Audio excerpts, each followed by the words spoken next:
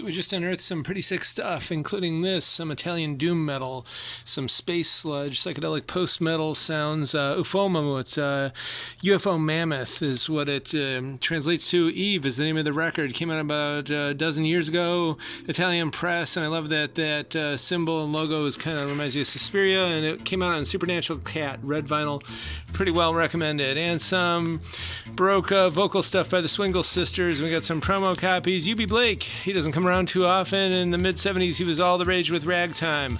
And Doc Severinsen, this is kind of an interesting jazz record. There's a lot of disco sounds in here as well as fusion.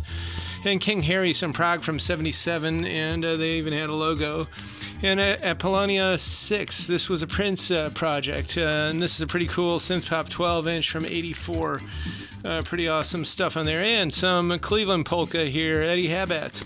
And the Oberkraners, they were pretty much responsible for the Oberkraner sound, which was this mix of basically Slovenian folk polka with light touches of jazz, which is pretty cool. And we got some more Tony Amerzo Slovenian style stuff. And the Polkateers, they were also from Cleveland, and so was this guy. And we got some incredible exotica. I love all the hype stickers on this, and Well They Last, etc., etc. But a beautiful copy of Latin Village and a really nice copy of Aphrodisia. It feels brand new. And Parma will continue to be the place to get clear-colored slabs of finely reissued exotica, all the new Martin Denny stuff. This is a decent copy of this. It's a white label promo. And the Miracles, Smokey Robinson, some real nice stuff there. And Peaches and Herb, this is an early one from 67. And then here they're doing disco, soul, and this is a great record.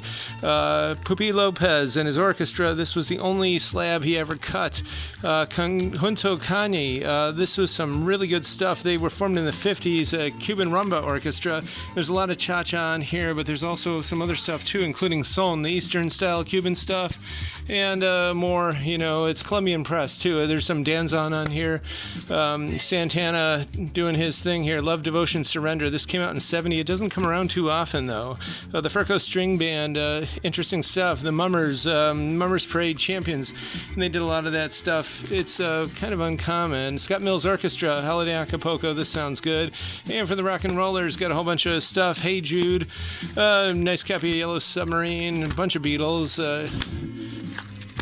some Bad Company, Kiss Alive, real nice copy of that. Hey, the Bentz bands, the Bentz brothers, they did cruise line stuff. I know Jimmy Bentz did the QE2, and then there was Harry Bentz, and Harry Bentz has an excellent version of Taboo on here, but there's also Proud Mary.